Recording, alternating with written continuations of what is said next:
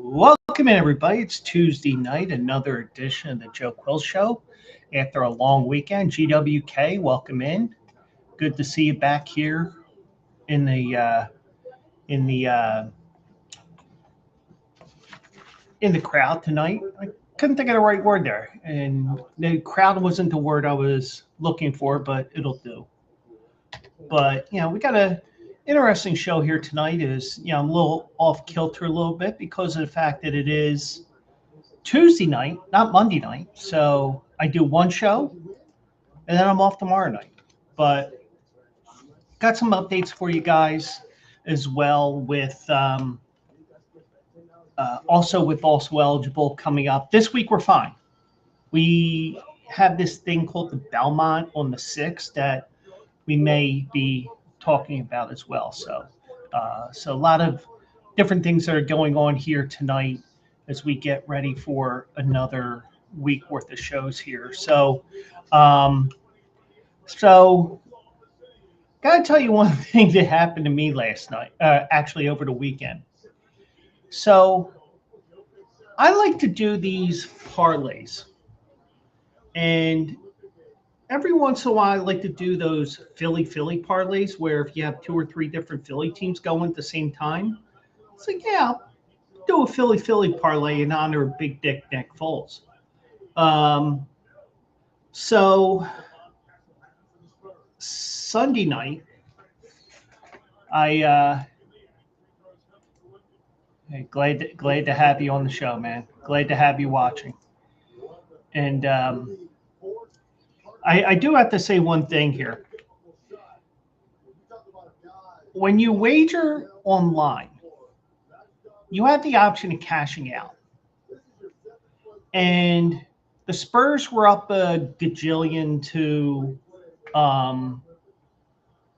up a gajillion to Oklahoma City on Sunday night.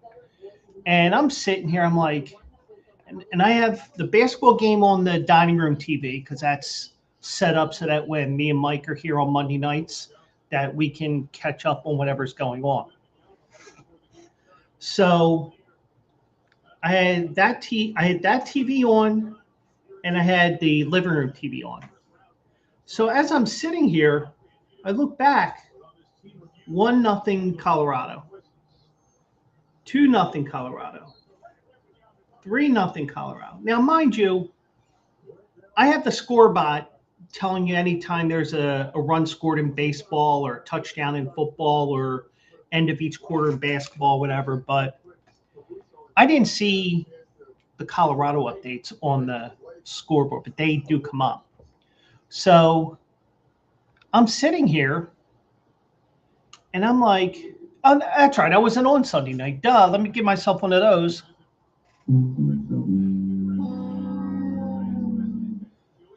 So Sunday night, I'm sitting here and San Antonio's up big. I'm giving 2.5 or whatever the line was. And then I have Vegas money line. And Vegas is down 3-0 after one. I'm like, Colorado's back. This is a loss. Now, mind you, I'm only betting $10. I'm not somebody who bets big, but I talk a big gambling game for $10. So I'm sitting here. It's like cash out $1.43 or something to that amount. I'm like, you know what? It's not worth cashing out for $1.43. I'll just lose the whole 10. So I look back, 3-1. I look back, 3-2. So then the basketball game's over, so I turn completely to the other TV and I put my feet up. It's 3-3. I'm like, glad I didn't cash that out. And turns out Vegas wins 5-3. They're on the hill now. They're dormy. Well, golf term for match play, but technically they're not dormy because they can still lose. But turns out Vegas wins 5-3, and my $10 payout on my $10 ticket, mind you, I'm not, I'm not, I was like, what the hell? It's only $10. End up hitting it at plus 317, got 41.75 back. So, yay me. Got to use it on the horses, and I'm just recycling $10 again from their promotion that they have on there with the horses, where if your horse finishes second and third, you get your win wager back. Yeah, that was a nice hit. Now, am I complaining that I only put $10 on there? No. And the one thing I will tell you guys, and this is a lesson, not just for baseball. I mean, not just for any sport that you're wagering through whatever your favorite sports app is. Whatever you're betting, whether it's any of the major sports, some fringe sport, because I even bet on NASCAR over the weekend. And I said, I posted it on Picket, and I said, I have zero expertise in NASCAR. I'm just betting on this guy because he's taking over Kyle Busch's car. So, just looking for some divine intervention. Didn't come in. Not that big of a deal. But, yeah. I mean, I could be a degenerate from time to time, but the one thing I'm going to tell you is whatever you do, whether it's actually,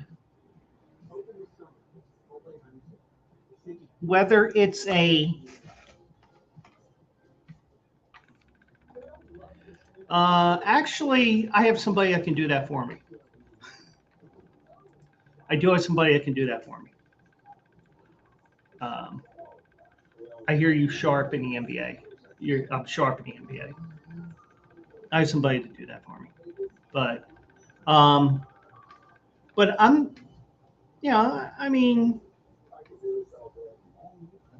the whole moral of the story is, $10. Oh, come on, that's nothing. The thing is, I'm going to tell you this right now, and I say it all the time. Always bet within your means. If within your means a $5 wager, then so be it. If it's 10 or 20 or 50 or higher, then so be it. But always make sure you have your bills paid up first, all that stuff that they tell you. And also, just make sure you're not putting yourself in a bad position. And, don't always go chasing after wins when you lose a bunch of money either. So, and like, I go joking around like when my dad was still alive, I was like, hey, Dad, you would have been proud of me after I hit this four leg parlay that paid $700 for $25. I said, Dad, you would have loved me because I was playing America's favorite game. He goes, what's that? How do I get this effing money out of my account? But, and here's a great point here. Sports betting is supposed to be fun. Nobody wins long term. Well, if you start winning long term, they start getting on to you. I mean, like, for example, you're hitting at the poker tables or the blackjack tables, whatever. It's like, come with me. You can't play here anymore. And there's videos of that on Facebook, Instagram, all that. There's some people that purposely go into these casinos just to prove that they're banned and stuff like that. So, but yeah, so always bet within your means. If you win, they limit you. Yeah. And and the thing is, you can put on there somebody somebody that's like, or like the Buster Douglas fight. Yeah, I'll put 10 on Buster Douglas. Yeah, that ain't gonna happen. Next thing you know, you're cashing this huge ticket because Buster Douglas knocked out Mike Tyson. I mean, you try to. I mean, the way GWK is mentioning there, you know, sometimes you put in a losing wager so you don't mess things up, but then all of a sudden you're making a hit with that. So, but um, but yeah, so always bet within your means. I will always tell you that. 1-800-GAMBLER if you have a gambling problem. Um, just like GWK said, sports betting is supposed to be fun, and you know, the whole. I mean, even with the genesis of um, the whole genesis of the Quills Picks Winners articles was just keeping my mind sharp on the horses while I was broke. It's like, well, I can't win, but let's see what I can do here. And yeah, my picks have been horrible. I've had so many races lately where my horses have finished second or third that I may get my money back on FanDuel Racing, but yeah, I do want to win 20-25% of the time. Even if I don't have a good return of investment, I want to be able to say, hey, I picked one winner out of every four. And it wasn't necessarily the favorite, but you get to that where you don't pick a favorite every day, they win. Then you start building on the return of investment. But yeah, so just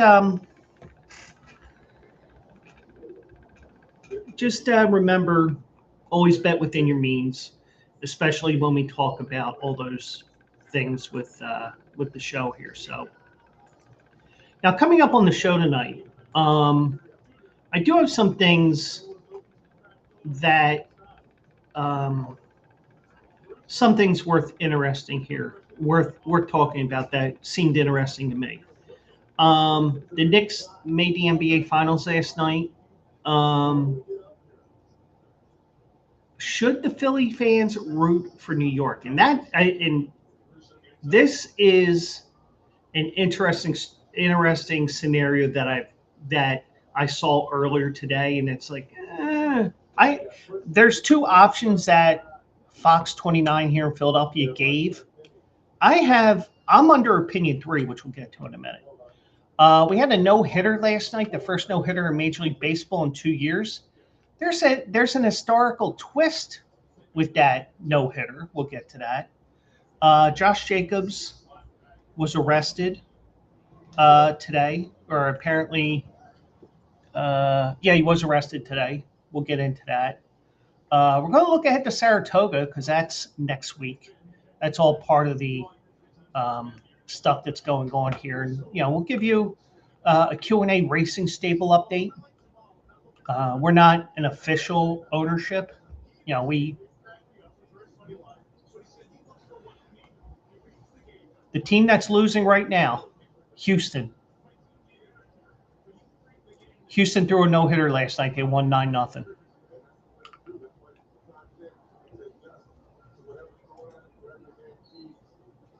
So, but we'll get into that. And by the way, my other show, Also Eligible, will be live on Saturday. I'm going to redo all these cards and wallpapers, as I call them. We're going to be looking at Churchill Downs this weekend. They got a bunch of stakes races here. They already drew them out. I haven't even seen how the fields look yet, but they have a couple of different stakes races on tap here. Give you a little bit of a preview for the Stephen Foster next month. So you can watch it on QandARacing.com. You can watch it here on Twitch, twitch.tv/Joe Quills. You can also watch it on my YouTube, the Q&A Racing YouTube, and the Q&A Racing X account as well. So, our Q&A Sports Zone account. So you can check all that out here. And I'm going to be working on some new. I mean, this is a new one, but I'm just going to have to resize it because I figured a thing or two out after I created the slide last week.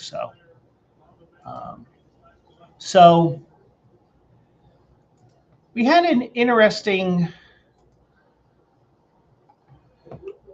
thing that came up on my interesting situation that came up on my X account today because I was posting my article I had from earlier today because of the fact that I just didn't. I did not get in. I could not do any writing list. I just could not get in the mood. I was getting really tired too. So the caffeine wore off. My evening caffeine wore off on me. So I saw this today. I was like, this is an interesting scenario because the Knicks, they destroyed the Sixers. They destroyed the Cavaliers. Now, before we get into that, I do want to share one thing here. Except I didn't share it on there. Let me find it here real quick. Is it on my Insta stories?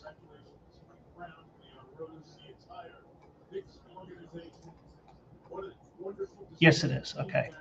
So if you follow my Insta story, if you follow me on Instagram,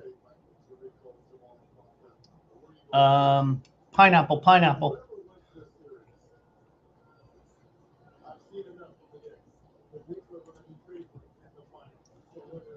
So if you saw my Insta stories tonight, now this isn't leading to the conundrum that we have in Philadelphia. There's an interesting trend right now. So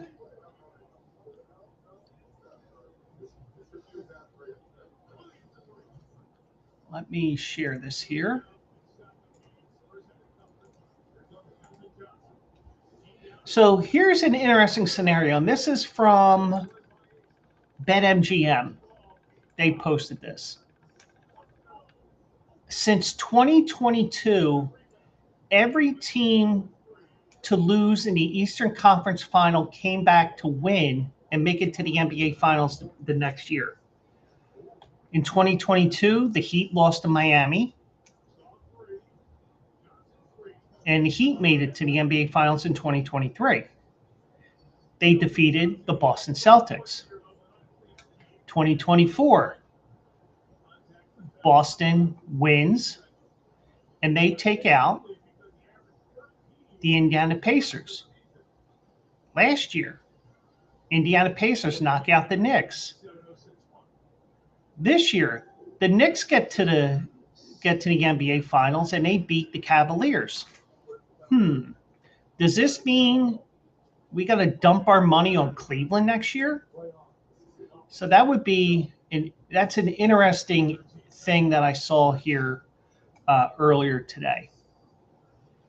But that's not what I'm going to talk about here. Let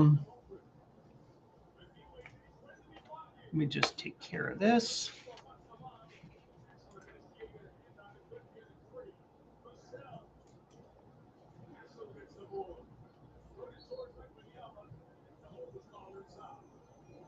Yeah, I should have did it the other way. Okay.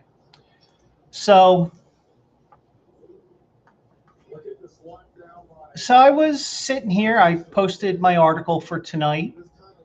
Yeah, and the one thing that sucks about Assiniboia Downs is their first race isn't until 8:30, and the race that goes off isn't until like 10:30 our time because they're in Winnipeg.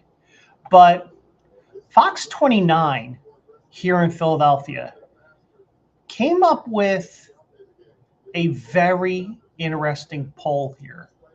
And I want to see if they still have this on here or not.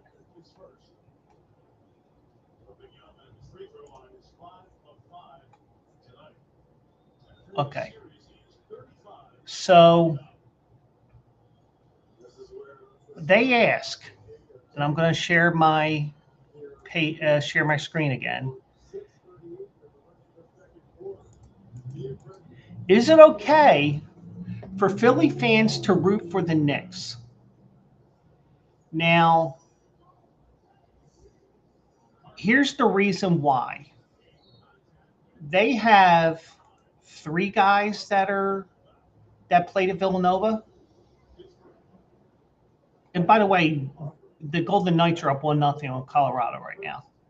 And OKC's up 45-41 on San Antonio. And I'm sure that, yeah, that was posted on there. I'm just not paying attention to my main tab here. So let me pull up the Knicks roster here right now. So they have 3 guys on the roster from Villanova: Josh Hart, Jalen Brunson, and Mikal Bridges.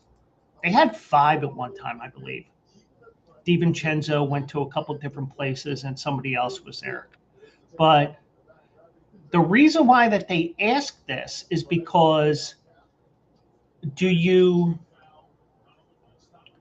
root for the Knicks because you have such a Philly influence on the team with 3 different guys from Villanova? And oh, by the way, assistant coach Rick Brunson played his college ball on North Broad Street at Temple.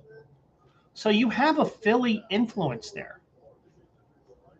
Or is it an absolute violation of Philly sports that you root A, for the Knicks, and B, because it's a New York team?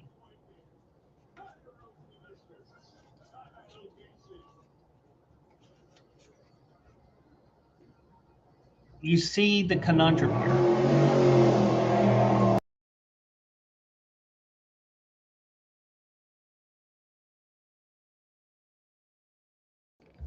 I had the windows open tonight, so I'm going to have to mute a couple of times when those louder cars come by.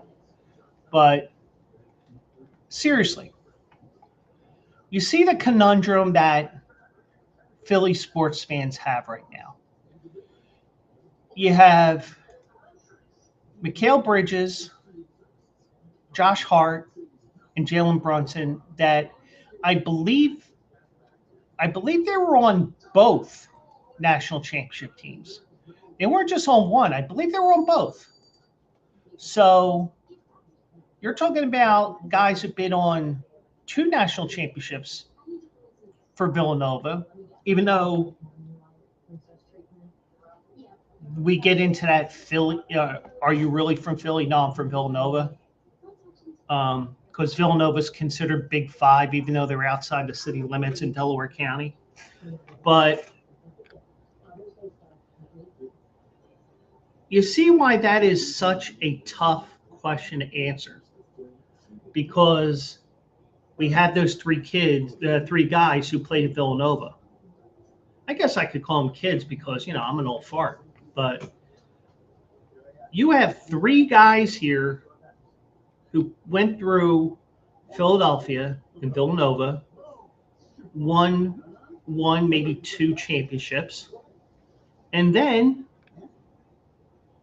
through trades and whatever, they end up in New York. Now, some fans, and I could see this here, some fans that are sentimental to Villanova will say, yeah, we'll root for them. Why not? While some people will say, oh, no, that's New York. That's the Knicks. That's the team that destroyed the Sixers 4 straight, blah, blah, blah, blah, blah. Well, they ended up losing. They ended up blowing out the Cleveland Cavaliers in games 2, 3, and 4. And if they didn't play with their heads up their ass for the first 3 quarters of game 1 probably would have been a blowout. Which leads me to this here. And I'll get back to that thing here. So a couple different facts here. This was TNT. last night.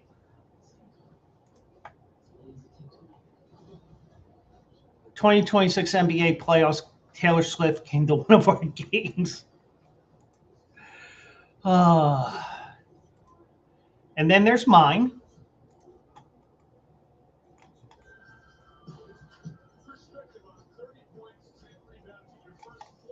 And there was mine that I created through AI.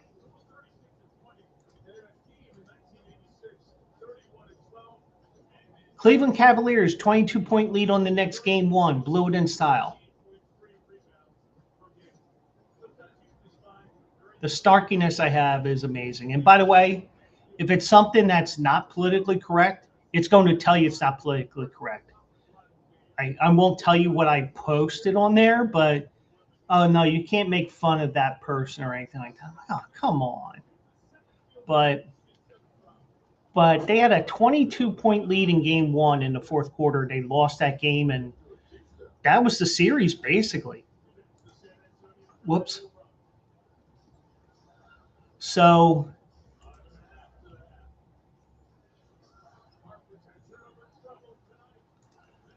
but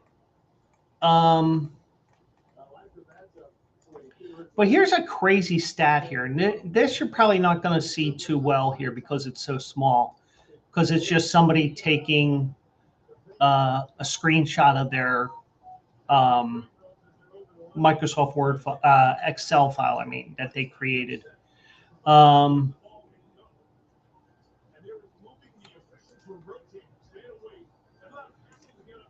There we go. So it's been 5,224 days, and this is from Broad Street Misery, since any New York team has won a championship in the New York Giants.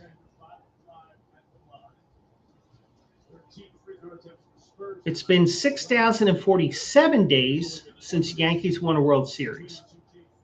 Now, I will tell you that the fire Charlie Manuel started on Halloween night when the Phillies did that insane infield shift and Johnny Damon had that double steal and all that. So, and they include the New Jersey Devils, the Rangers, then you get into five figures, the Mets, almost 15,000, the Islanders over 15,000, they count Long Island as well. The New York Jets, 20,000 days. It may be 20,000 more before they win again, but the New York Knicks, as of right now, mind you, I think this was as of today, whatever. As of today, 19,374 days since they last won a championship, which was on May 10th, 1973. Crazy stuff. But,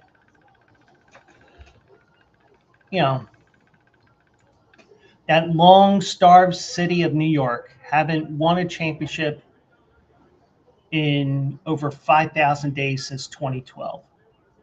Boo fucking who. I dealt with 25 years of hearing about the curse of William Penn.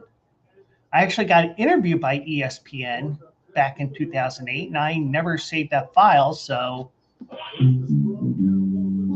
And I hit the wrong button there. So I was actually interviewed. I forget who the guy was, but he died a couple of years ago. But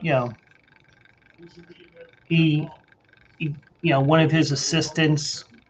Hey, do you know about the curse of William Penn? Yeah, I know all about it. Cool. You want to be interviewed by ESPN? Yeah, sure. Why not? So, but I'll tell you what. Going back to this, I don't think there's any New York curse or anything like that, because it was the whole curse of William Penn was fabricated by WIP, I believe, which is one of the two actually three sports stations here in Philadelphia. Even though the Gambler you get it like within like, I mean, their radio waves are like 300 feet. You have to actually listen to that online and not on terrestrial radio. But yeah, so you can see the conundrum that Philly fans are in. Do we root for the Villanova alums, which would mean rooting for the Knicks? Or do we root for whoever comes out of the West? Me, I'm the type of person where if I don't have a say,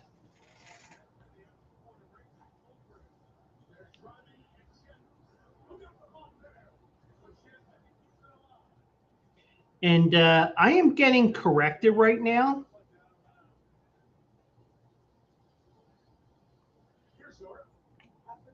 I am getting corrected that 2 women's pro teams have won.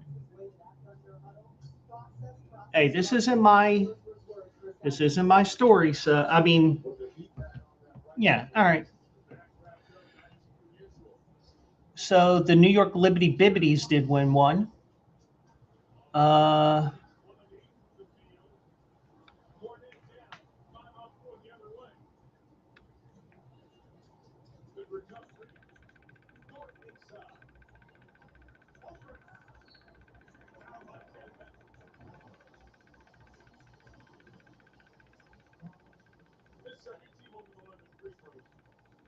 oh, Gotham FC Soccer. Okay, but then again, they don't include MLS on that thing there from Broad Street Misery because, trust me,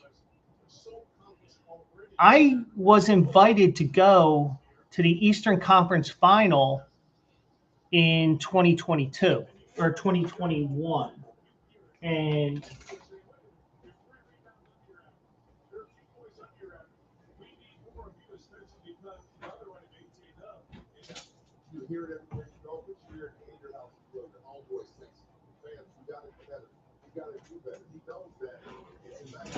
I have the rally towel around here somewhere. I keep them for some reason. I don't know why, but so I was invited. I was like, yeah, sure, I'll go. I just won't tell them that, you don't take me to those elimination games because ever since the Phillies won Game 5 of the 2009 World Series, I'm like 0 for 6 or 7 on elimination games. So, but I'm the type of person that's going to think elimination game, meh. But I'm the type of person that, hey, the streak's got to end sometime. That's how I feel. But in 2021, the Philadelphia Union hosted NYCFC. At least I think it was 21. I don't know what I did with that rally towel. And yes, as you saw from what you saw behind me, I'm hiding a mess too. So, but when so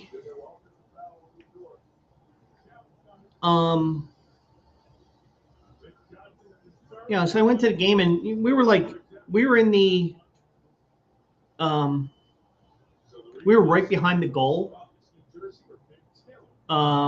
The Sons of Ben,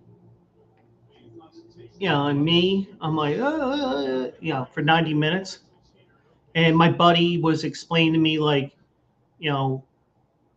reasons why they do certain things. Like, for example, at 20 minutes and 8 seconds into the game, I think it is, they sing a certain song because that was the year that the Union came into existence. So things like that. Okay, yeah. So in that game, leading up to the game, a bunch of the Union players were scratched from the game because they violated COVID protocols. Remember them? So as a result, they had to use like their second string goalie and a bunch of second string players and everything, and they almost pulled it off. But what would have been the Union playing for a championship were denied by NYCFC, by the way, played in the Bronx, now playing in Queens, and they won a championship the next week or 2 weeks after in Portland. And, and there's no worse feeling, especially the way that we had to get out of the arena, out of the stadium, because right behind us was the media area for the post-game interview, so you couldn't go that way. We had to go out towards if you were looking at the stadium and you're watching a pan shot of the field, you had to go by the top right corner. There's an exit over there. And up top, there's all the New York fans, and they're all like, "Hey, we won! Fuck you! Fuck you!" Stuff like that. It's like, yeah. So I'm like, "Oh yeah, Portland get you," and they end up winning the whole thing. So we had all that.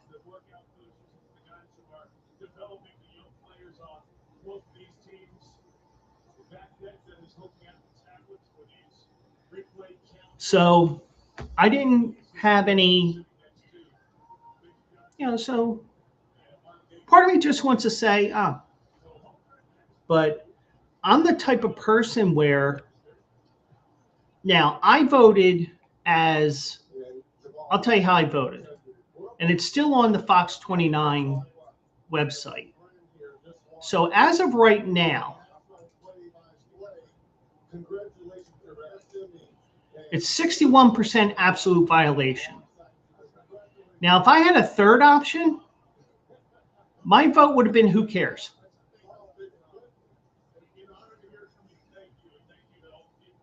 Because of the fact that I'm the type of person where if my team gets eliminated, I'm watching for the sake of who cares? Whether it's Boston and LA, which are the two hated teams in the league, or or in this case, New York and probably OKC, because OKC's up 11 right now. But I'm just like, if I don't have a dog in a fight, I'm watching for the sake of the entertainment value, and not because of not because a team from a rival city 90 miles to the north or to the northeast is going to win a championship. I mean, in some ways, yeah. But I just think that a lot of what you see, as fabricated as can be. And we also have Phillies action right now. As Bryce Harper went yard in San Diego, or as I like to call Petco Park, Citizens Bank Park West, because for whatever reason, the Phillies always win out there. They always win a series 2-3, 3-4, 2-2, 3-3, 4-4. But I'm not. I mean, and there's the run.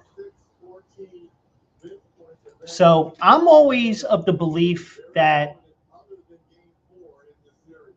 unless there's something really a bad call that really screws my team over, like when the Mets beat the Phillies in 24. And I had it as my banner on my Facebook page all winter. The ball's going over the bag, and it's not even close. It's like middle of the bag. The umpire called it foul. Do the Phillies win that game and win the series? No.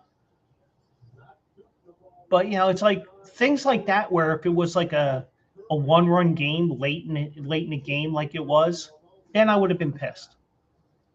But you got your ass handed to you 3 out of those 4 games, and you caught the wrong team at the wrong time. But Kind of like with the Sixers. They caught the wrong team at the wrong time because they were just getting on a roll. And they have been on a roll ever since, winning 11 in a row. But you see the conundrum there because you're looking at a team who many are going to root against, because of the fact that you don't have any, it's that city up to the north. It's kind of like Ohio State and Michigan, that team up north in Ohio State's view. But I couldn't care less either way. I really couldn't. But I'm there for the entertainment value because of the fact that the Knicks beat the Sixers fair and square, and they beat the living crap out of them 3 out of the 4 games. So, nothing you can do. But, like, for example, Carolina totally outclassed the Flyers, but I kind of want to root for Carolina because Rod Brindamore, a former Flyer, is the head coach of Carolina. But I'm also kind of rooting for Vegas Golden Knights because they're kind of like my second team because of my friends out there in Vegas, But, but it's more the entertainment value more than anything else to me than it is rooting against the team. Now, if it's Dallas Cowboys, yeah, that's a given, or even the New York Giants. But, but for the most part, you get beat fair and square. Who cares? Now, if it's a bullshit call that eliminates you, then yeah, I'm going to be pissed off. So there's cases when you do say root for the team, not root for the team. At this point with the NBA finals as of right now, who cares? When it comes to the NHL final, right now Vegas is up 1-0 in the first. If it's Vegas and Carolina, coin flip. If it's Vegas and Montreal, I kind of want Vegas to win because I want them to get revenge on Montreal for 2021. But, it's a coin flip, But, I mean, as long as my teams are not eliminated in an unjust manner, I'm going to go right down the middle on it. But if my team got screwed, then yeah, we got problems. But I'm in it for the entertainment value more than anything else. But I'm not going to root against the Knicks. But I'm kind of not rooting for the Knicks because they got kids from Villanova. I'm just watching it for the entertainment value more than anything else. So, but you can see the conundrum that many Philly sports fans are going to have here with the with everything with that. So, now I did see this today, and I saw it today because last night we had our first no-hitter in almost 2 years, as the Houston Astros threw a combined no-hitter last night. Their Japanese import Tusaya Imai combined with reliever Stephen Okert and Alimber Santa. And I know I'm pronouncing these names wrong, so, So it's the 17th regular season no-hitter in Houston Astros history. Now, it's the first one that they had since they no-hit the Phillies, by the way, which was it was their 4th combined no-hitter in the regular season. And they also had one in the World Series against the Phillies in 2022, if you remember. Ronel Blanco tossed a previous no-hitter in a 10-0 victory over Toronto. But there is an interesting twist here. Now, mind you, take this with a grain of salt because of the fact that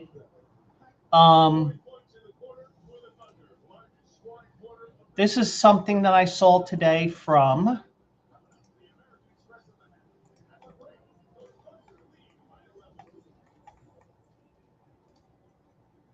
and I shared it on my Insta stories as well. And this is from Tops on Instagram. Whoops.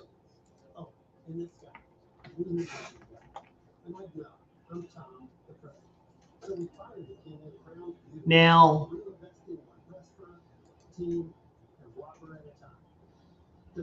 the pitcher for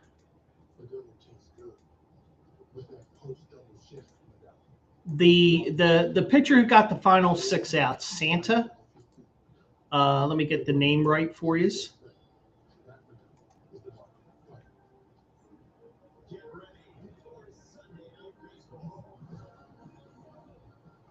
Where did it go? 1 second.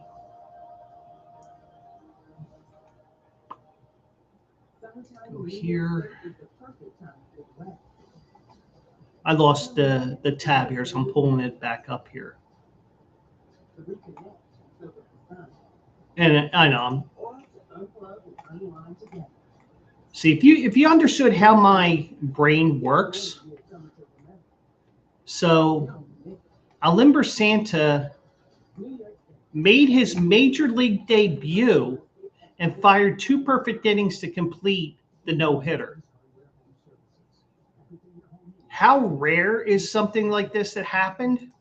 Well, according to Tops, it's the first player to pitch in a no-hitter during his major league debut in 134 years.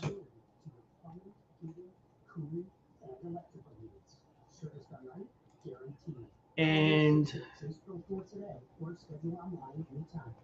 I have this.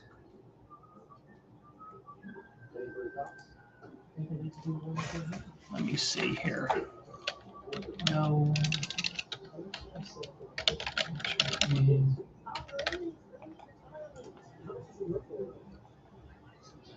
The only other pitcher to throw a no-hitter in his major league debut is Charles Bumpus Jones of the Cincinnati Reds on October 15th, 1892. And back then you didn't have a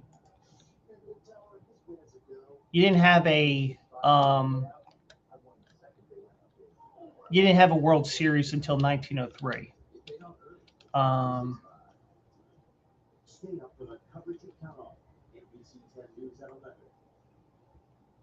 But that is the first no-hitter involving a pitcher making his major league debut since 1892. So that is an amazing stat there. And I did have this.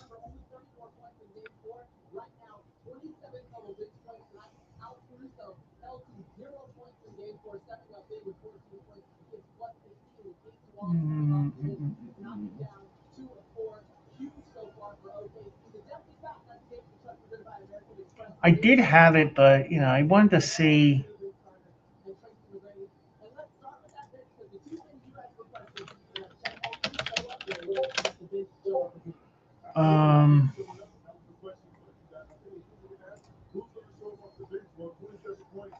This was against Pittsburgh in a National League game on October 15th. So they didn't necessarily have the schedule was so much different back then because everything was by train at the time. So, you're trying to get from city to city, because you're going as far west as St. Louis and Chicago. So you do have all this traveling that they do. So, but yeah, so crazy thing that happened last night, because you put a pitcher in who's making his major league debut, and oh, by the way, just put a little added pressure here. Yeah, you see that hit number up there?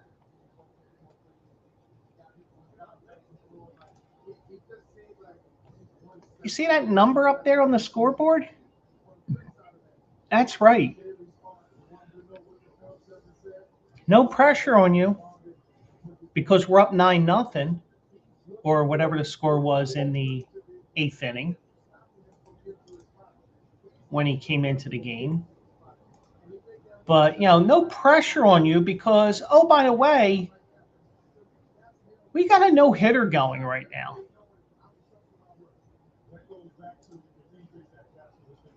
So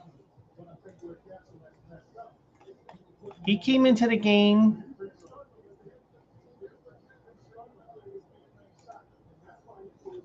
Yeah, he came to the game. It was 9-0. So, okay. Well, in terms of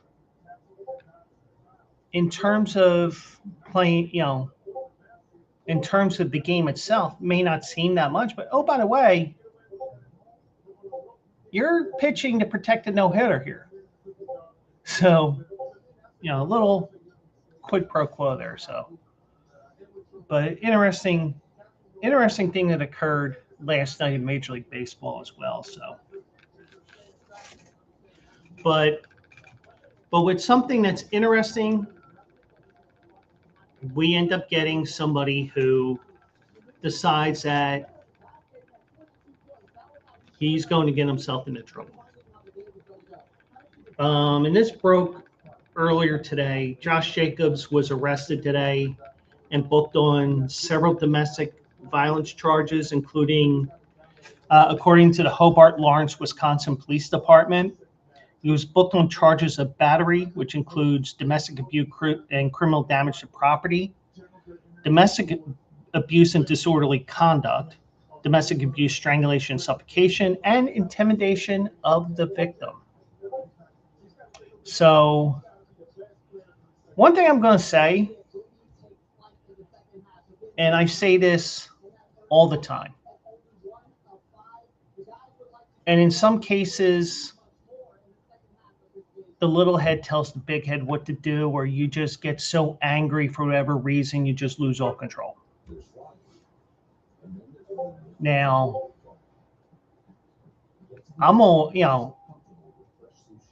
I've always been told, oh, you got a short temper, you this, you that, I think I've matured in my years, but, but the one thing is, just don't put yourself in that position. That's what I always say. Just don't put yourself in that position. Because if you do,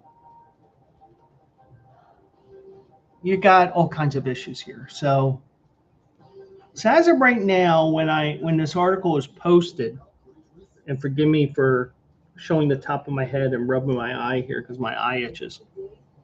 So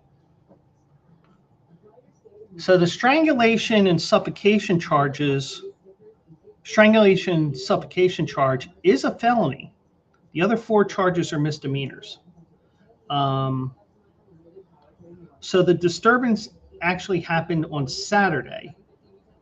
The police department said this is an active and ongoing investigation. No further information. Jacobs, through his attorneys, denied the allegations. His attorney said in a statement, he vehemently denies the allegations, and this matter is in the early stages of the investigation, with important evidence that has not been yet made public. We ask for fairness and restraint while the judicial process takes its course. The Packers said they're aware of the situation. They said it's an ongoing legal situation. We will withhold further comment. The NFL said it's aware of the report and have been in contact with the Packers. Now, here's the interesting thing here. Green Bay began OTAs today. Well, and I'm sure Matt LaFleur, the head coach, will be dodging these questions tomorrow because guess what? He's got availability with the media tomorrow. But the one thing I will say is, and I say this all the time to you guys, and just don't put yourself in that position.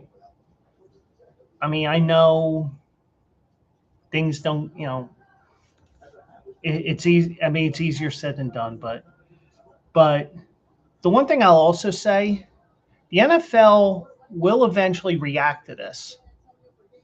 And JT Realmuto homered for the Phillies because it's a 2-0 lead now for the Phillies.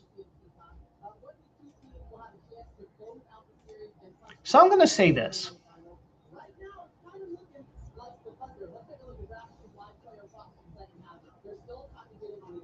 It could happen. The judicial system takes its course, takes its situation, and you have everything happens. It's and he gets thrown in jail or whatever, gets convicted, or they hit a plea deal, or the woman in this case gets scared. So many different things can happen. Or they just go through the whole case and he's found guilty or he's found innocent or whatever happens. So you're looking at everything here. The NFL may pull him from the roster and put him on the commissioner's list or whatever they call it, where, okay, well, we're not going to have you play, but we're not going to suspend you. But they're not going to put, and we've seen it many different times for all different situations here. They're not going to make a disciplinary decision until this case is resolved. And even if he's found innocent, he's still going to get a suspension of X amount of games because past precedent with NFL cases like this.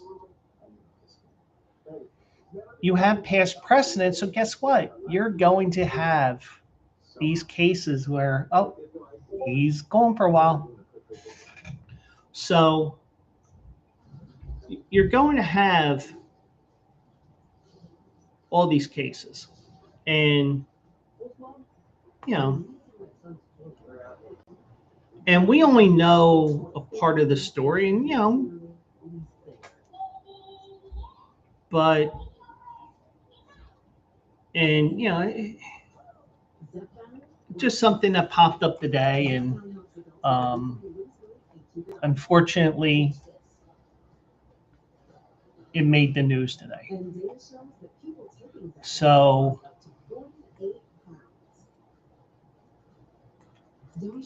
and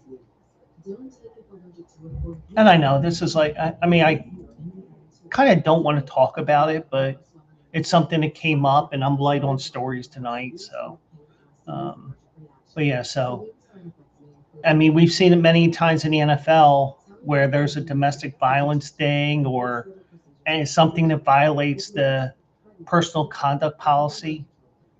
They're going to let the law take its course before they jump in. So if you're a domestic violence advocate, he's going to get his time. It's just that it's not going to be right away because they're going to let the courts handle this first. So, and that's the one thing here, because I'm talking about this more in the collective bargaining aspect, labor law type thing, because I kind of, with my sport management background and, my union steward background. So I have some things that couple of different points of view, but, they're not going to make a rash decision. I get the feeling if they're going to put him on a commissioner's list, so to speak, or whatever Roger Goodell calls it, or what the NFL calls it, I wouldn't be surprised if it's like as soon as that third preseason game is finished. You know, the next day, well, Josh Jacobs, he's not going to be playing regular season ball. He's on the commissioner's list. They're not going to do it right now because, truthfully, he's in jail right now, according to this, because there's no bail on him from what I've seen. And that may have changed since I printed this article up. But whatever it is, the league is not going to respond right away.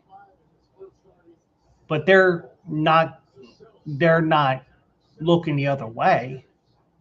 They're investigating. They're going through everything. They're looking at all this information. They're going to go from there. So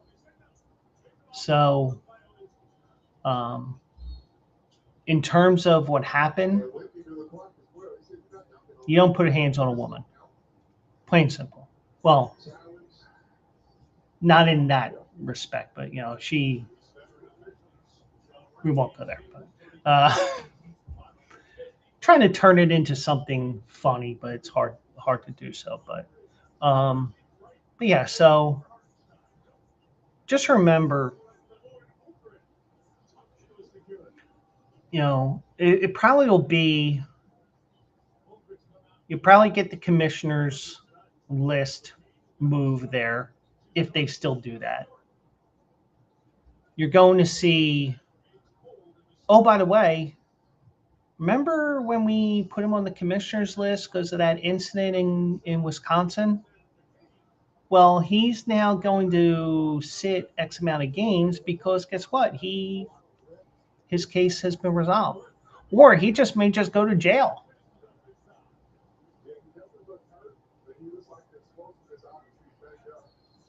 But so much could be done between now and then. Because I mean, who knows the way? Because how many years has he been in the league?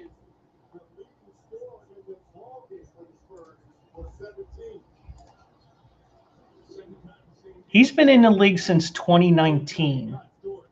So this will be 19, 20, 21, 22, 19, 20, 21, 22, 23, 24. This is his 8th year.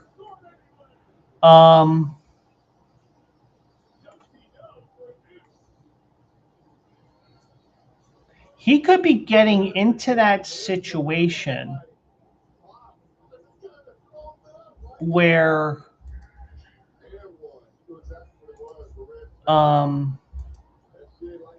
it may be by the time the NFL gets around to suspending him, he may be out of the league. I don't know what his contract situation is, nor do I care. But we know how running backs, for the most part, start falling apart after that first contract, except for Saquon, Josh Jacobs, and a few others. But I could see by the time this gets mitigated and litigated by the NFL, once the court system handles it, he may be out of the league. But they may just, I imagine they commissioner list him. But, you know, the troubling story, and, you know,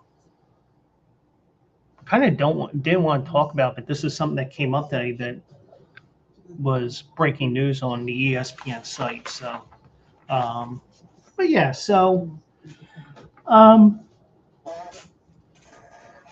just something that we can keep an eye on. So now for a little sorbet.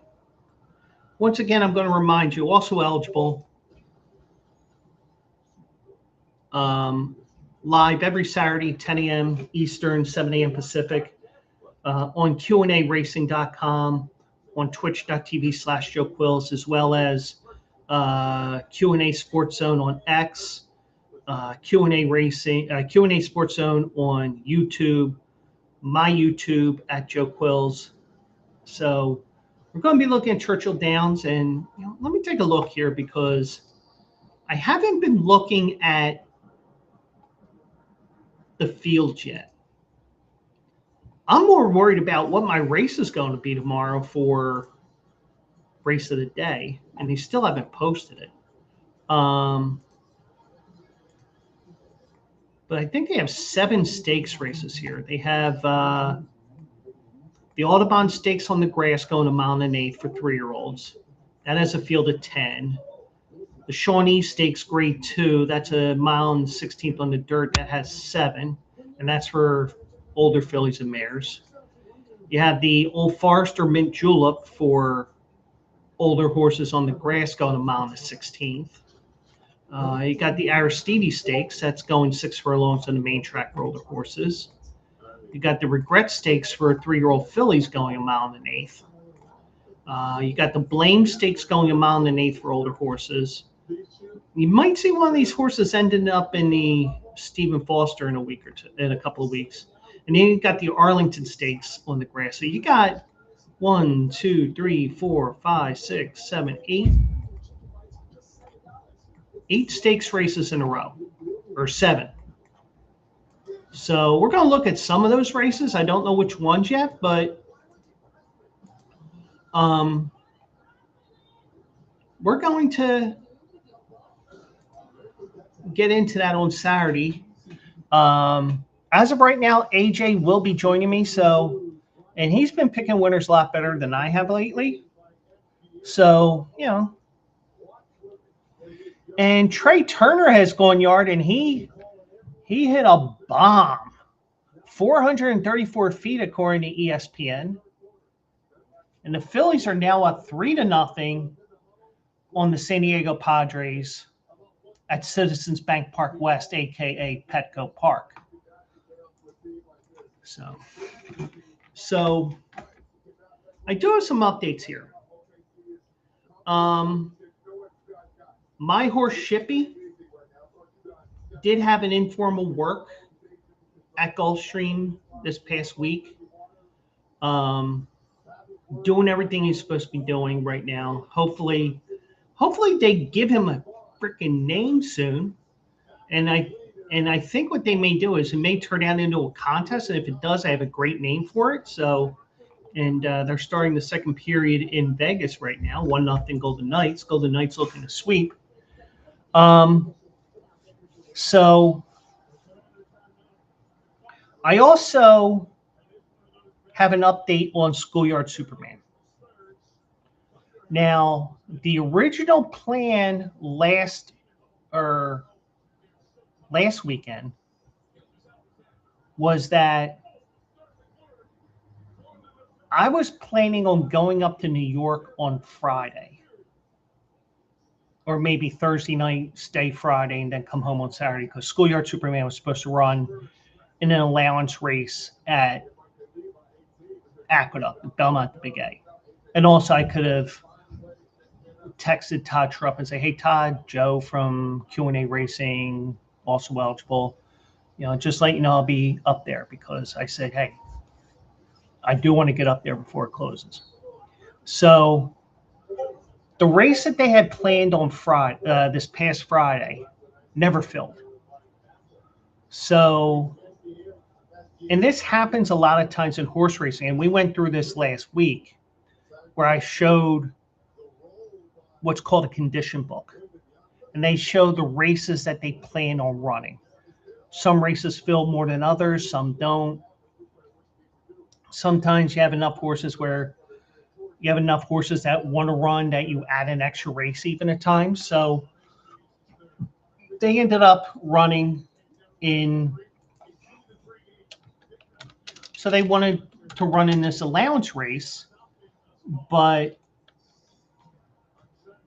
the race didn't fill. So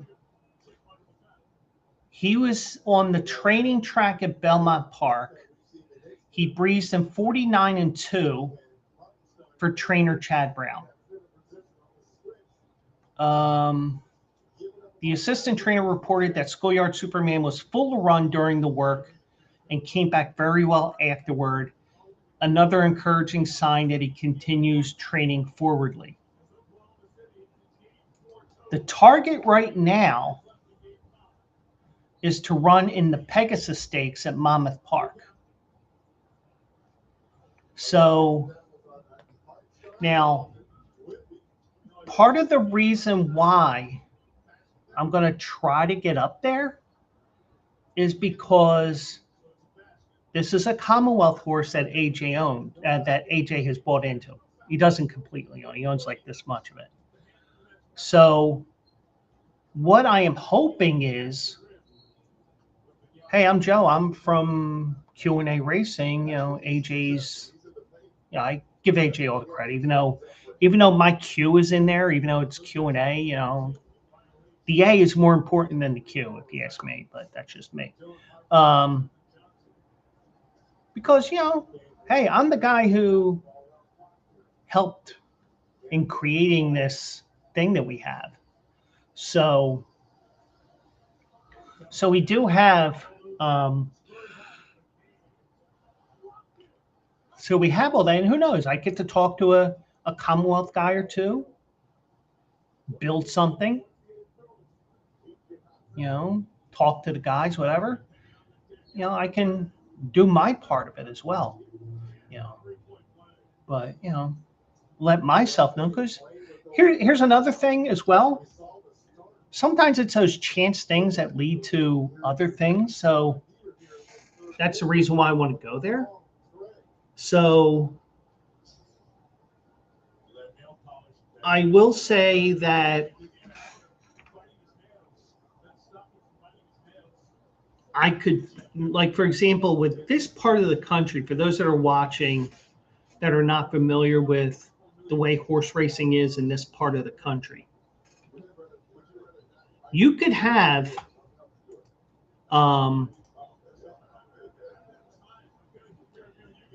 you have so many tracks in this area. You have Belmont, the Big A, running right now. You have Parks. You have Monmouth. You have Delaware Park. You have Laurel. You have Penn National, even though I highly doubt he goes to Penn National, but you get the idea. If they wanted to run Schoolyard Superman in a New York bred stakes race, like, for example,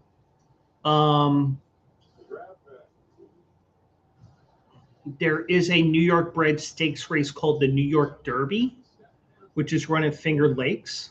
So if AJ's watching this even after the fact, that's always an option if this race doesn't go too well. But the reason why you run in the Pegasus, and I'm just going to confirm this, because this was the case last year. And I'm pretty sure it's the same thing this year, but I just want to make sure.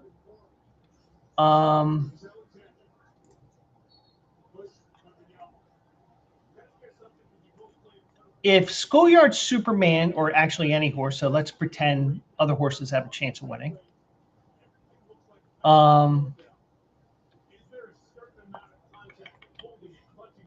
It's not listed here.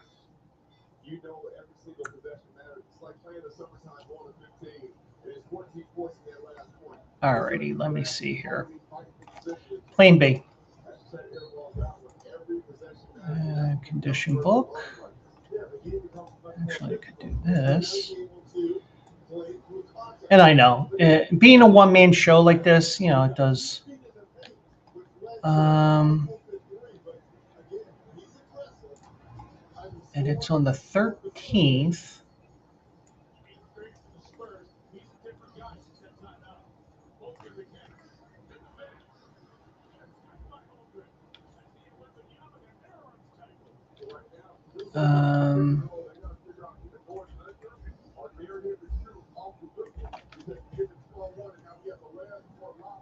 Okay, here it is. This is why they're running. Oh, he is watching. Okay. So since AJ's watching, I can tell you why they are targeting this race here. Because if he finishes not just number one, but if he finishes in the top two, and here is a look at the condition book, and there it is, third race, even though it won't be the third race on the card there. I'm going to zoom this in a little bit. Let me go here. The top two finishers to receive a free entry and start fees to the July 18th Naira Betts Haskell Stakes.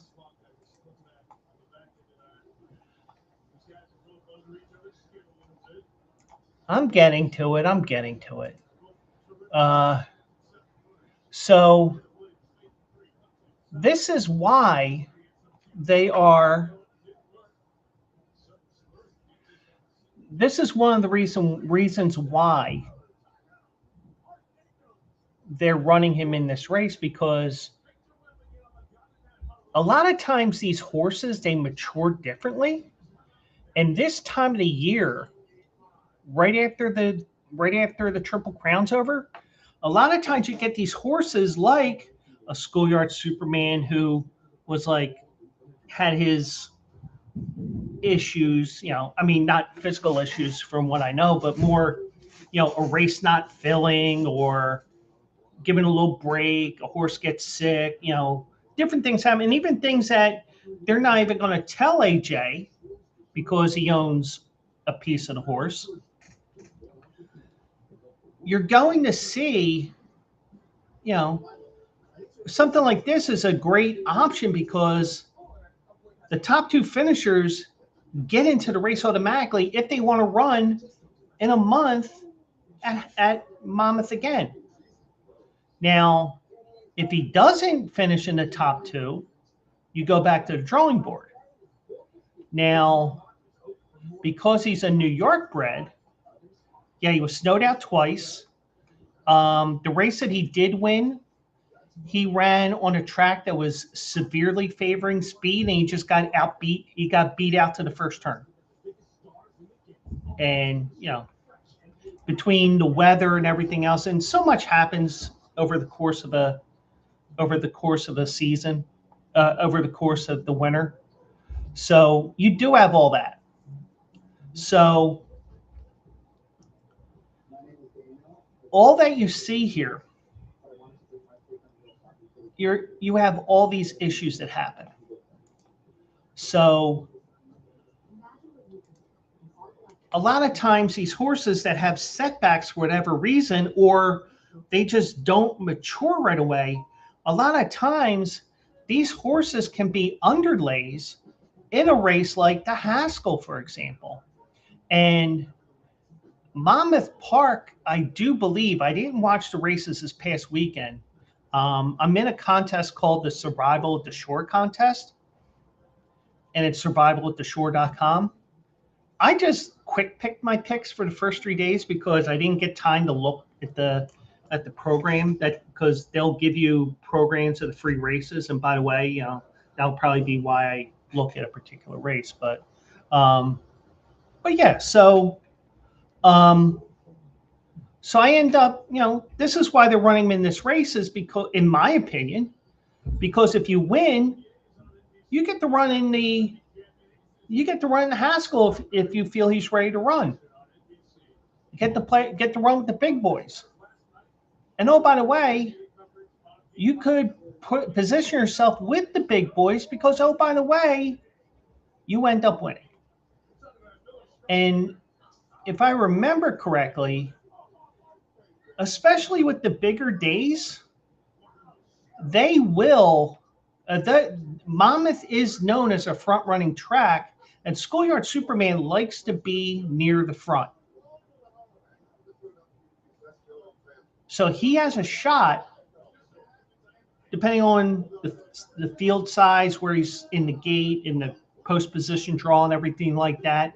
So much stuff can happen, and you may get a rainy day. We get to see how he handles an off track even.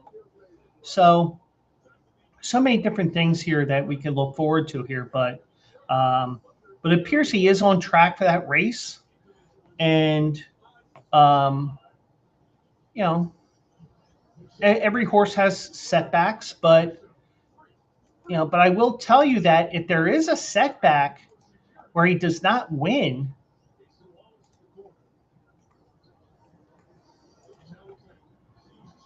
there's still options. Let me find this here.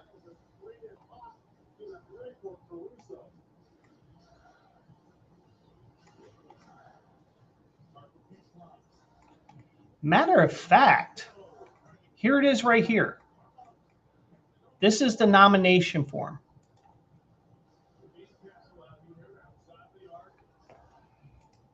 And AJ says, that would be incredible. Been to the race probably 10 times. Never imagined having a horse in the race. Yeah, and once that comes out, that field, which I believe will come out tomorrow, or is it? Let me double check something. Yeah, so I believe it'll come out on Tuesdays. So the Saturday field we'll find out on Tuesday. I might have to make a run up there just so I can see our horse. Well, it ain't my horse, but you get the idea. I might have to go up there, whether it's just to see the horse in person or cross paths with Commonwealth or anything like that. Whatever, I'm the Q in Q&A.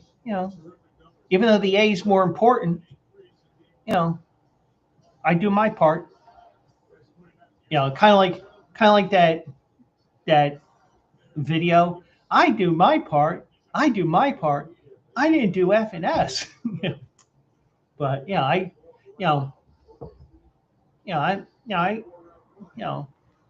but I do want to share this as well because I'm a glass half full guy, but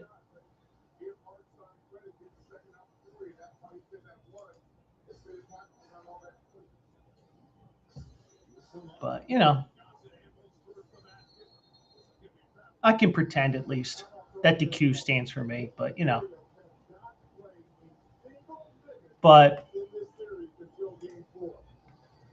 since we are the driving forces behind us for the most part, at least I think, but I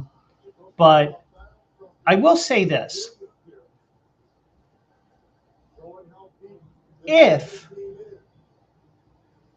let's say, he finishes third, fourth, whatever, and he doesn't get that top two finish to get that invite, the free invite, there is an option on the table. And, AJ will say, oh, no, they're not going here. Well, he may be 1-5 if this happens. So,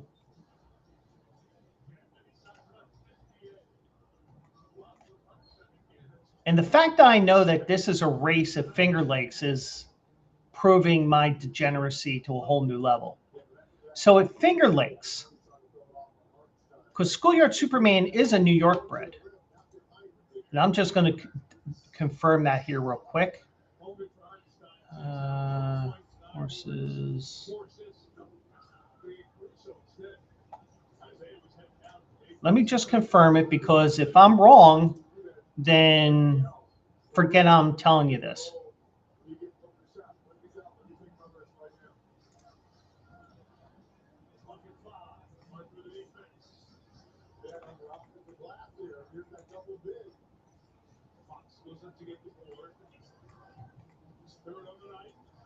If I can find them on here.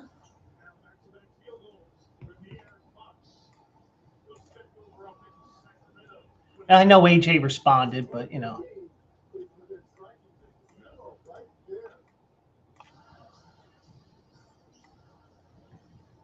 Oh, no, forget it. He's bred in Kentucky. This isn't going to be an option. It's not an option. Forget I said this. Forget I said this. What I was going to say is,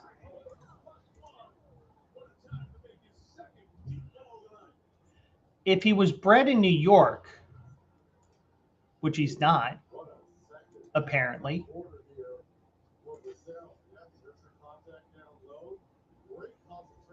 And this is why I look things up and, yeah, he was bred in Kentucky, so he's not eligible for this race. So forget I even mentioned that race. But, and yeah, it is the last stop before the glue factory. But they do have a race every now and then that, like that, where, but, AJ saying Saratoga, yeah, he's probably going to end up there, but, but the plan, I think the plan that they have for the most part is Pegasus, Haskell. If they want to run into Travers, they will. And there's some race up at Parks, Pennsylvania Derby. So,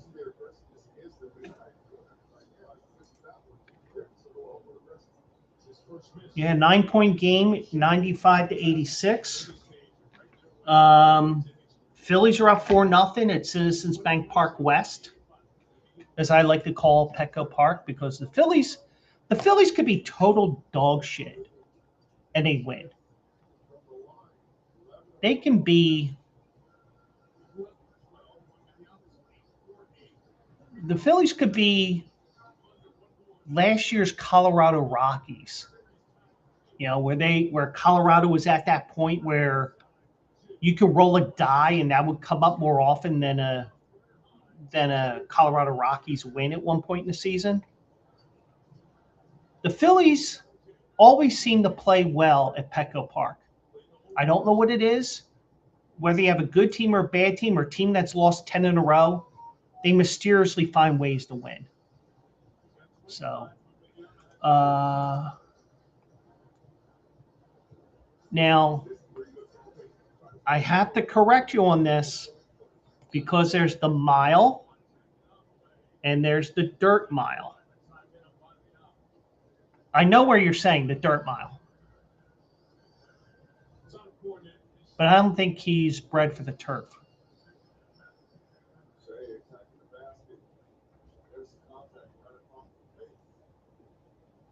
So I just want to let you know that it would be the dirt mile that you're looking at.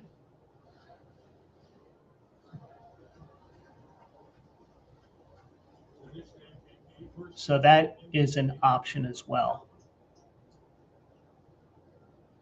And the Pennsylvania Derby is positioned in perfect position for the Breeders' Cup. It's 6 weeks before the big day. So,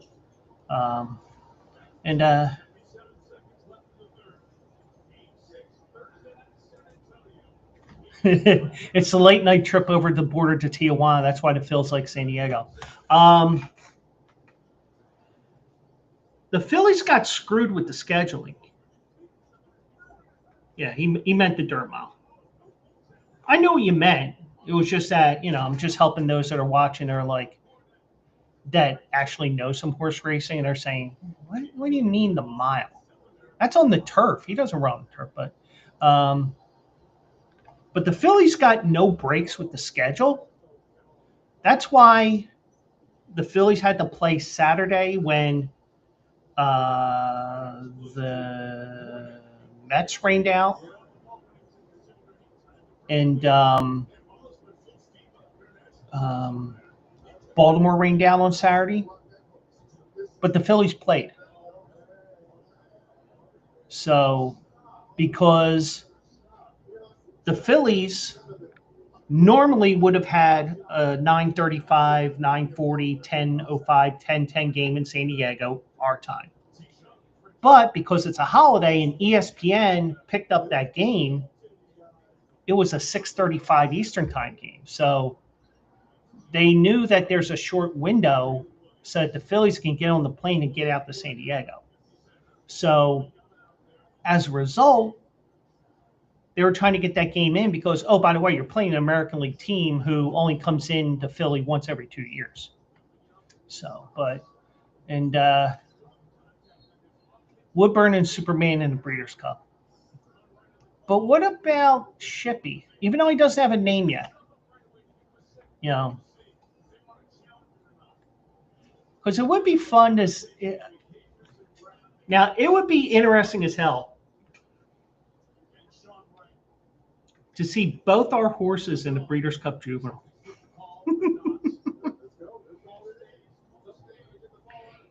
He's got a piece of Woodburn, which is with myracehorse.com. My lone horse is with my horse Shippy, and he agrees Shippy too. Even though I call him Snippy. We don't want to sniff him yet because, but but I will say this. How fun would it be on Halloween? First of all, me probably getting kicked out of Keeneland. Well, they don't take the wood; they just take the balls. And we know that with John Kruk because he had a ball taken out, but a big piece of wood. But can you imagine me getting kicked out of Keeneland because I'm wearing my T-shirt that says "This is my costume for Halloween"? Because AJ and I are going to be there if our horses are in there. If we get approved by the owners and stuff like that. So, but hey, hopefully we get a name for the Shippy horse that does not have a name yet. Now, some cases owners, they do reserve names as well. So like, let's say Big Piece of Wood is available. You can reserve that name as long as the jockey club approves it. And you say, well, this horse here, look, the Shippy horse, we want to name him Big Piece of Wood. We have that name reserved. Here it is, here's all the information, blah, blah, blah, boom. So that may be the case. Or you end up and do whatever. So, but, you could have all different scenarios here, but hopefully they have a naming contest because I have a great name for the horse and it fits the 18 characters that you have for a name.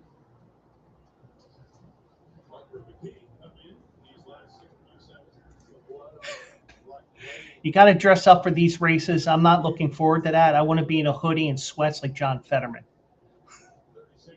Well, you're about a foot shorter than John Fetterman. And Fetterman's a lot uglier than you. And also blonder as well. Yeah, you got to Fetterman. So a one-term guy from Pennsylvania. I don't see him. But then again, we're not talking politics here. But yeah, I understand what you're saying because, yeah, I can dress up in a shirt and tie and whatever, I mean, I'd still be sticking out like a sore thumb, but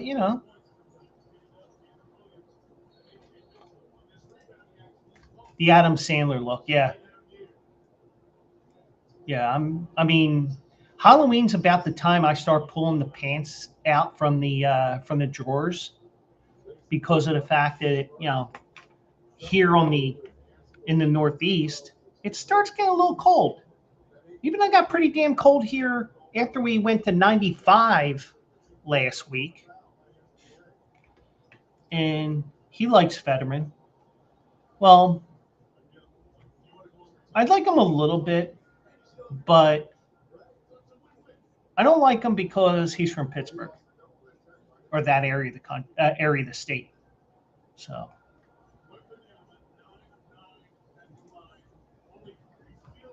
but I'm not the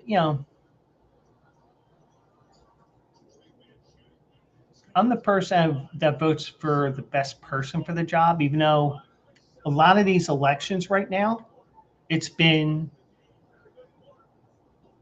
who sucks the least instead of who's more qualified for the job. So that's just me. Um, but I'm also the type where I'm glad I have mail-in voting because I don't want to go to my polling place because I like to put in a little, like if there's an uncontested race, I like to put in some fake names in there so that they pull the ballot out and it's like they run it through, but they just do whatever. So, but yeah, so I like to put different names on there. And this year, I forgot to take pictures of who I voted for. Some of the fake names I put in there. So,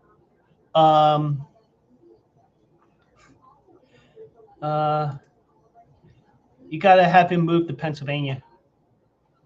So, he has residency in Florida. He can take over for DeSantis next year. But, I think Fed has been better than expected. I mean, and Uncle Ernie for Congress. Wait, I'll show you Uncle Ernie here.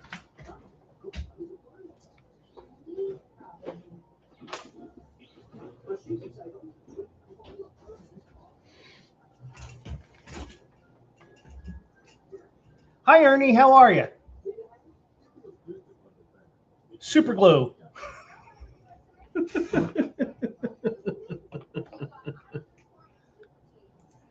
And that was a Manny Machado home run. So it's 4-2 in the fourth. Nola's starting to do Nola things. And by the way, I did not go with my latest handicapping angle when it comes to baseball. On FanDuel, they have the early win where if your team goes up by 2 or more runs in any game,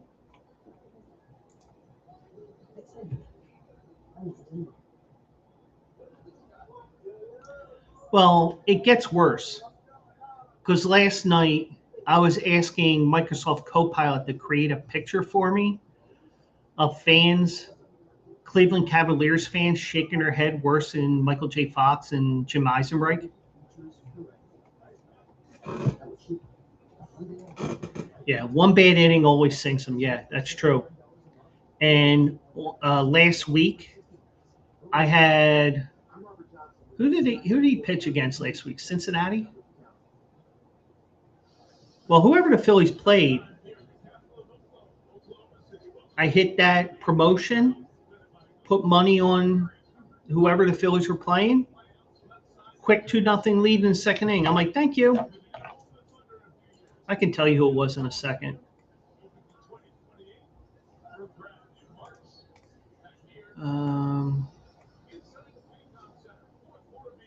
Let me find it here.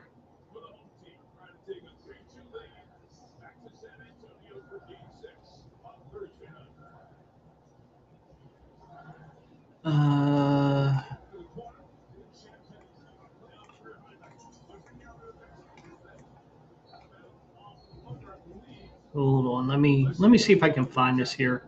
Yeah, it was Cincinnati. If your favorite sports book has an early win type promotion and Aaron Nola's pitching, jump all over it. I didn't jump on it tonight because I didn't look for it because I got a little behind on things. But the way Aaron Nola is,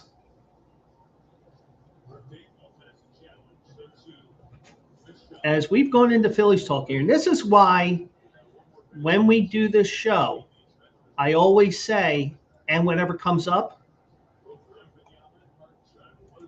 the Phillies issue is the lineup. You get past Schwarber and Harper, and there's literally nothing. Agreed. Brandon Marsh has had some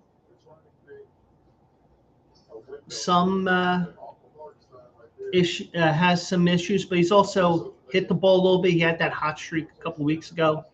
Bohm,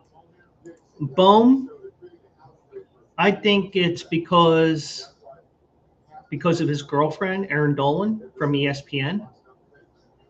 Yeah, I went there. Yeah, she's hot as hell, but yeah. Wasn't it Mickey in Rocky, one of the Rocky movies that said women weaken knees? And Bryson Stott, he's been getting a little bit here and there. Marsh has been great. Why is he hitting sixth? I think what you want to do is you want to not have that big gap between the top three and then 5 or 6 nothings like you're describing. Now, one thing I suggested, and it's not necessarily for right now. I said this on with Bill Perkins. Best right fielder on the Phil's payroll is Big Stick Nick. Well, you didn't see what I'm not sure if you saw what I posted on social media yesterday. I think the way that we welcome him back to Philadelphia next week is start a small Dick Nick chant, because in the biggest of games, you just don't, in the biggest of games, he always came up small, unlike Big Dick Nick Foles, who won the Super Bowl for the Eagles. But what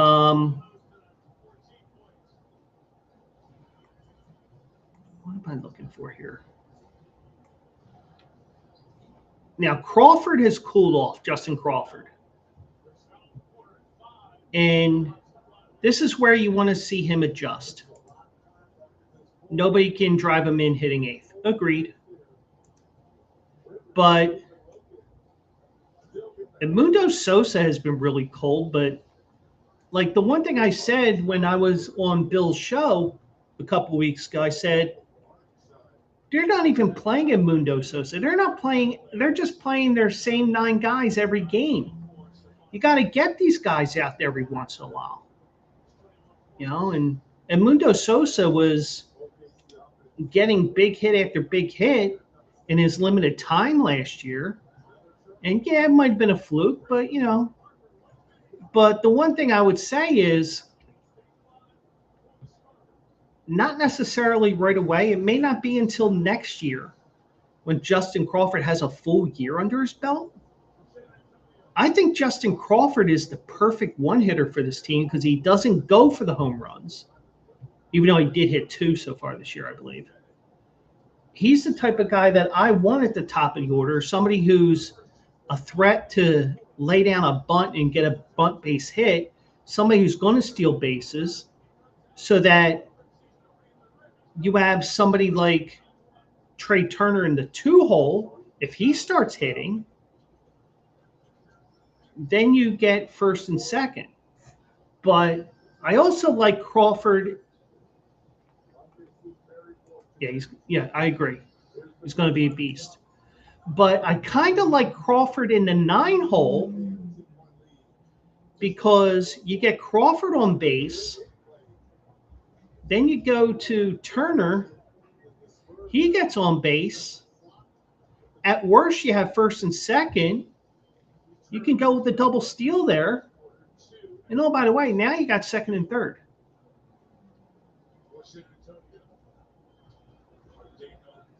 But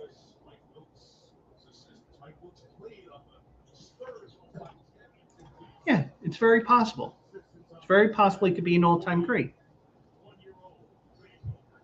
And so much can happen between now and 6 years from now when he ends up being a free agent, if he does get to free agency. But I will say this.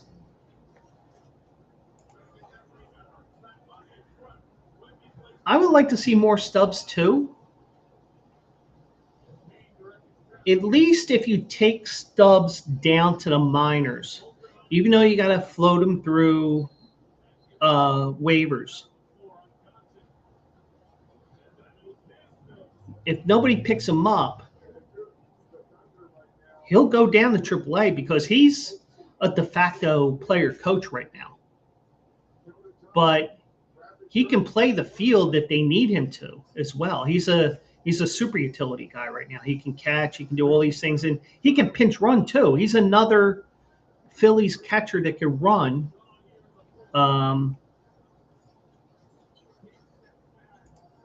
Yeah. Well, it all depends on this next collective bargaining agreement if there is a salary cap of some sort. Because there's probably going to be a salary cap, but there's also going to be a salary floor involved. And here's where out of the park baseball comes into play, because I know he's out of options. I know Marshawn's out of options. They kind of don't want to put Marshawn on waivers because they know that if they DFA him, he'll get picked up. Stubbs probably won't.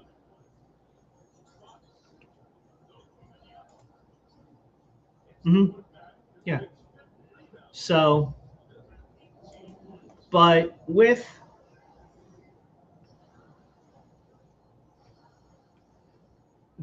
the park baseball, everything you do there when you control a team is related to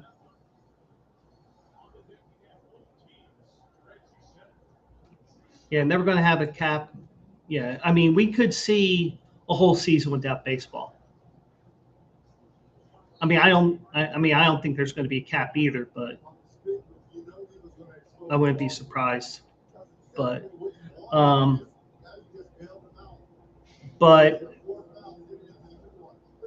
this is where we get into that gray area where if you do have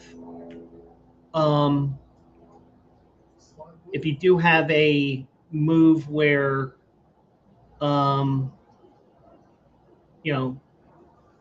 the moves are based on everything that baseball rules are, like, for example, the trade deadline, the expansion of the rosters, the playoff setup. Everything that you have in baseball in terms of how the league is run and moving people in the minors. The only thing that they don't have in the game is minor league roster limits. That's the only thing that they don't have. But you can sit there and you can learn a lot about how moves are made and how many players are on a roster and 40-man rosters and all that. So, and if they lock out, we pivot to foot golf or whatever they call the sport. But yeah, I can see that. But out of the park baseball is great because it will, even if you're a fan of baseball and you want a thinking man's game like that, you can actually sit there as if you're the GM and try to make trades by the trade deadline, trying to do this move, trying to do that move. You get like an Aaron Nola situation where you float the idea, hey, we want to get your confidence back.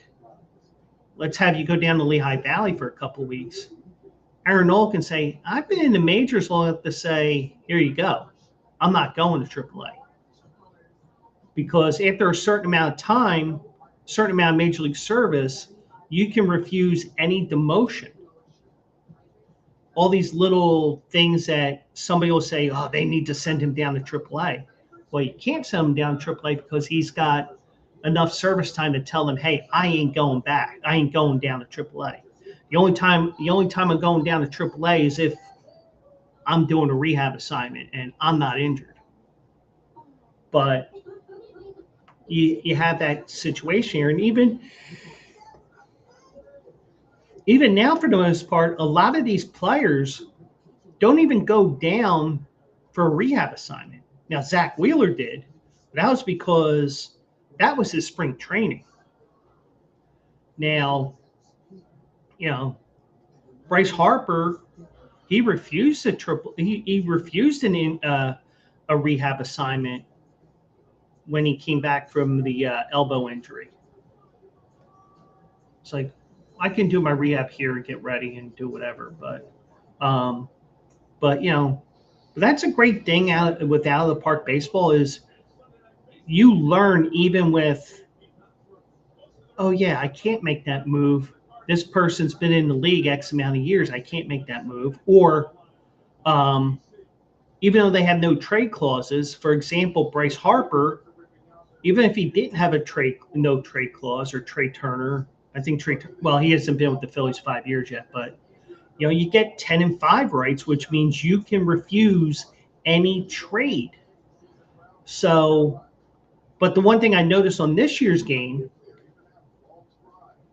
you have on there teams that he may consider getting traded to.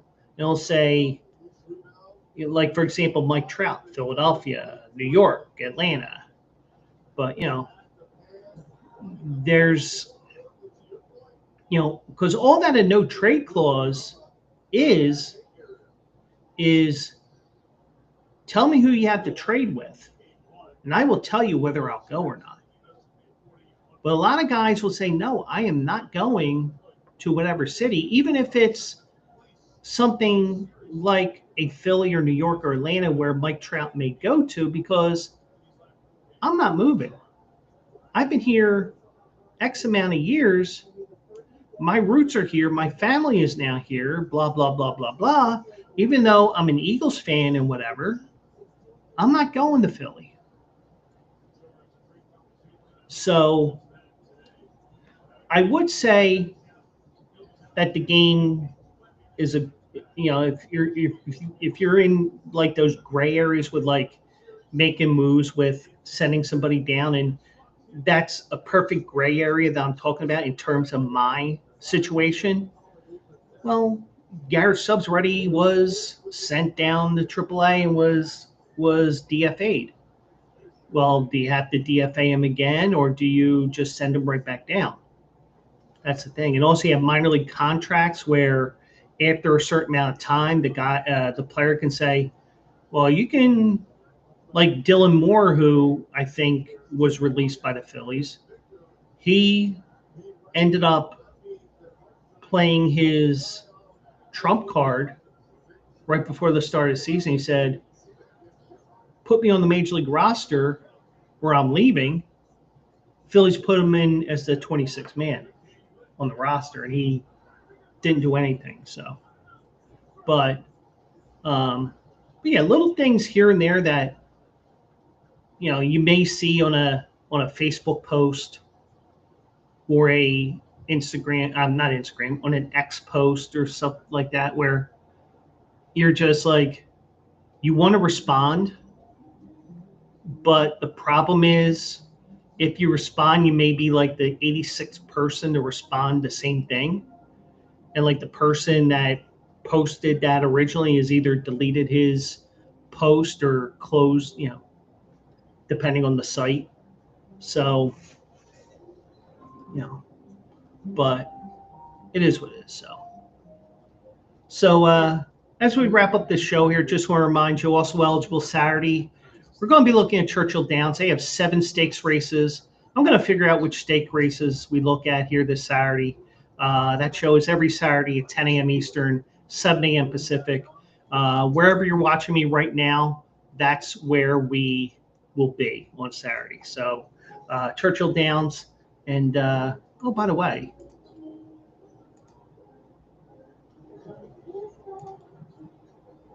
I forgot something here.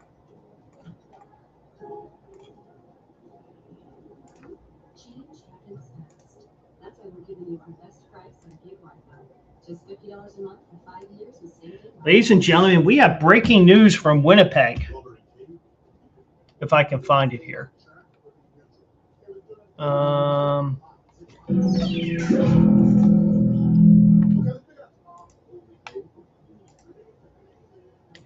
I did give out a winner tonight, but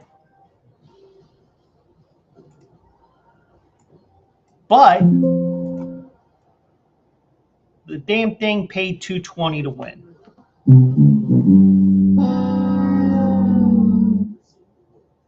Like I said in the article today, it was a win percentage pick, not a return on investment pick today, but a winner's a winner.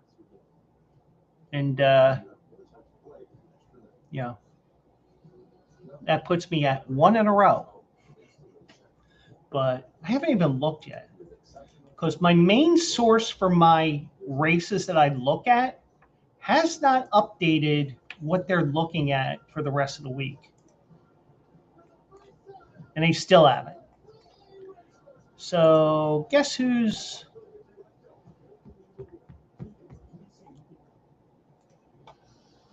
Yeah, a win is always a win. I agree. And yeah, I forgot that the race was on, because the latest trend is everybody's starting to show their horse racing feeds on YouTube. Assiniboia does it. Finger Lakes does it. Bunch of harness tracks I follow. Naira does it, but they do it in cooperation with Fox Sports, because if it's on FS1 or FS2 or Big Fox, they'll show it on the Naira feed, but you just don't get the commercials. So I could have pulled up YouTube and watched it and called the race and whatever, but it is what it is. So, but we did get a winner tonight. So I know I was trying to avoid this button, but I'm not going to avoid it anymore. Even though it's a winner that paid $220, I think Beavis said it right. He's got a boner. And that's where I got banned. Ladies and gentlemen, I appreciate you watching the Joe Quill Show. This was the final show. And Impractical runs on Sunday. He is running in race number 8, I believe.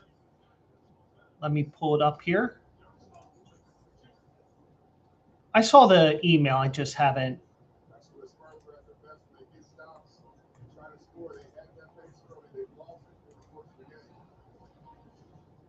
Yes, he's in a maiden special weight. He's facing older horses in this race, 3 and up.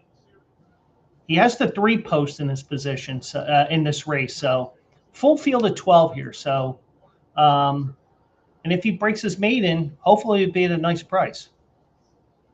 So that is something that I will probably, and yeah, we'll look at it on Q&A. So, and hopefully we get a winner. Now, I know that AJ will not be at Churchill Downs this Sunday. I know I won't be at Churchill Downs on Sunday. But who knows? I may make a trip up to Monmouth. So we'll see what happens with that. But yeah, so that is going to be it for this show. Thanks to AJ for helping with chiming in there.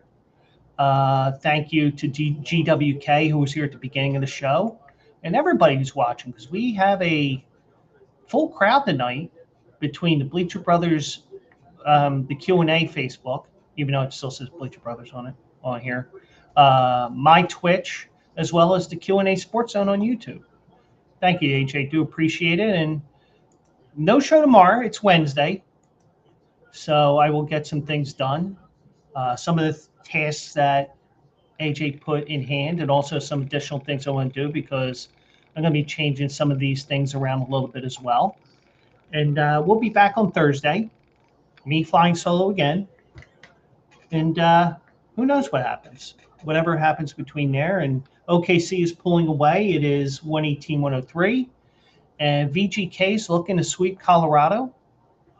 They're up 1-0 after 2. So I'll keep an eye on those games, even though I have zero money on them tonight after I hit the San Antonio Vegas parlay on Sunday, which I'm glad I didn't cash out on. But thank you, everybody, for joining me tonight. Join me again Thursday night, and join us on Saturday for Also Eligible as well, as we get the weekend into full gear. So